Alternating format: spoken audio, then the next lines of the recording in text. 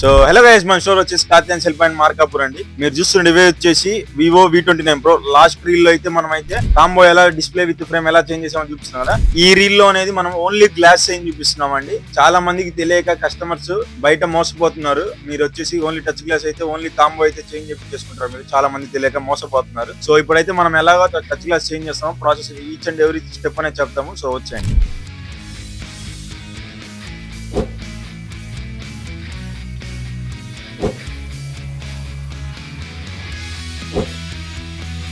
So మీరైతే ఇప్పుడు చూసుకోవచ్చు, ఇది వచ్చేసి బబుల్ రిమూవర్ విషయం అండి. మనమైతే హెచ్ గ్లాస్ లామినేషన్ చేసాక లైట్ ఎయిర్ బబుల్స్ ఉంటాయి, దీంట్లో పెట్టేస్తే వెళ్ళిపోతాయి అండి. ఇక్కడ అనేది ఎయిర్ బబుల్ కూడా ఎటువంటిది ఏం లేకుండా ఇంత ప్రాపర్ గా ఇంత హై క్వాలిటీ ఫినిషింగ్ వచ్చిందండి. చాలా మందికి ఇంకా అమాయకులు అయ్యి తెలియకుండా ఓన్లీ ఎడ్జ్ గ్లాస్ బ్రేక్ అయితే అమాయకుల్లాగా వెళ్ళేసి ఓన్లీ డిస్ప్లే చేంజ్ చేసుకుంటున్నారు.